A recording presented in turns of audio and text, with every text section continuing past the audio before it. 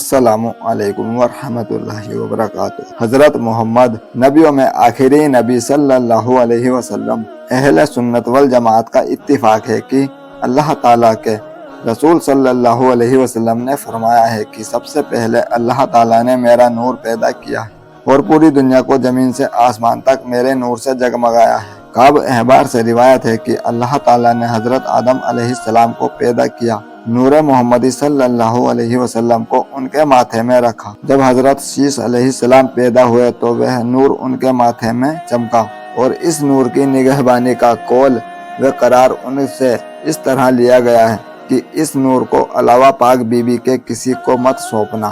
اور تابوت سکینہ کو، جس میں نبیوں کی تصویریں تھی اور جو حضرت آدم علیہ السلام کی تسلی کے لیے جنت سے بھیجا تھا، ان کو سونپا کہ تم اسے اپنی اولاد کی ایک ایک نسل کو سونپتے چلے جاؤ۔ چنانچہ یہ طریقہ حضرت شیش علیہ السلام کے وقت سے ان کی اولاد میں جاری ہوا۔ یہی وجہ ہے کہ اس پاک نبی کے باپ دادوں کا پاک دامن جناکاری یا اس طرح کی گندگیوں سے کبھی داغدار نہ ہوا۔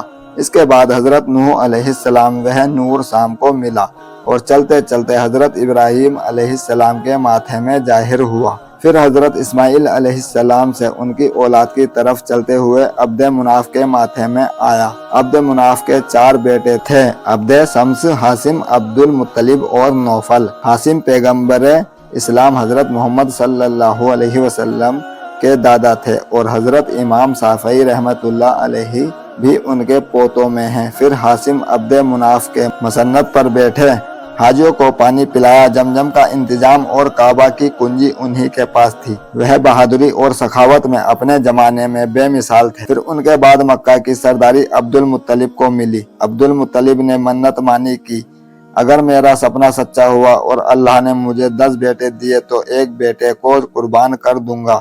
جب اس جگہ کو کی سپنے میں جو جگہ معلوم ہوئی تھی کھودا تو زمزم آب حیات جیون جل کا پیدا ہوا، اور 100 تلواریں اور 100 جرحیں اور سنہری ہرنوں کی شکلیں نکلی۔ عرب والوں نے انہیں لینے کے لیے بہت زور باندھا، لیکن عبد المطلب کو خدا نے ان پر غالب کیا۔ جب نظر پورا کرنے کے لیے قرعہ ڈالا تو عبداللہ کے نام پر، جو حضرت محمد صلی اللہ علیہ وسلم کے باپ تھے، نکلا۔ یہ بات عبد المطلب پر اور عرب کے تمام قبیلوں پر بہت دشوار گزری، اور اس لیے کہ نور محمدی صلی اللہ علیہ وسلم کی وجہ سے ہر ایک آدمی ان کو محبوب رکھتا تھا۔ آخر مشورے کے بعد یہ بات ٹھہری کہ اس زمانے میں ایک عورت جس کا نام شجاعہ تھا اور بڑی کاہنہ تھی، اس سے پوچھو۔ سب لوگوں نے اس کے پاس جا کر یہ بات بتائی۔ اس نے کہا 10 اونٹ جو خون بہا ایک ایک آدمی کا ہے، عبداللہ کے مقابلے میں رکھ کر قرعہ ڈالو، اور اسی طرح 10 اونٹ بڑھاتے جاؤ۔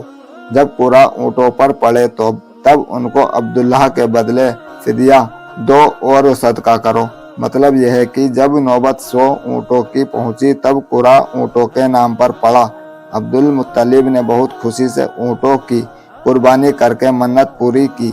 پھر تو عبد المطلب ان پر خاص توجہ دینے لگے۔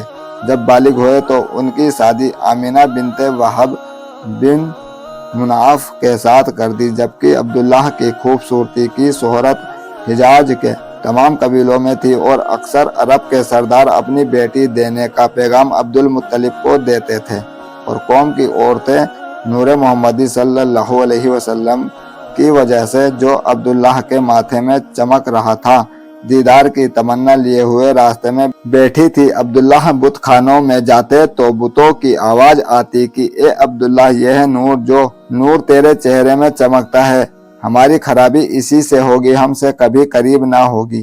جب بی بی آمینہ کے پاس وہ نور آیا تو عبداللہ نے اپنے باپ سے اجازت حاصل کی۔ وہ شام دیش کو تجارت کے لیے گئے، واپسی میں بیمار ہو کر مدینہ میں اپنے باپ کے حکم سے رشتہ داروں میں ٹھہرے اور مدینے میں وفات پائی۔ کیوں نہ ہو اس وقت حضور صلی اللہ علیہ وسلم کی ذات سیپی میں چمکتے موتی کی طرح تھی۔ دوستو، اگر ویڈیو پسند آیا ہو تو ویڈیو کو لائک کیجئے، اور ہمارے چینل پر نئے ہیں تو چینل کو سبسکرائب کر کے نوٹیفیکیشن پریس کر لیجئے، تاکہ آنے والی ویڈیو کا نوٹیفیکیشن سب سے پہلے آپ کو دیکھنے کو ملے۔ ملتے ہیں اگلی ویڈیو میں، جب تک کے لیے اللہ حافظ۔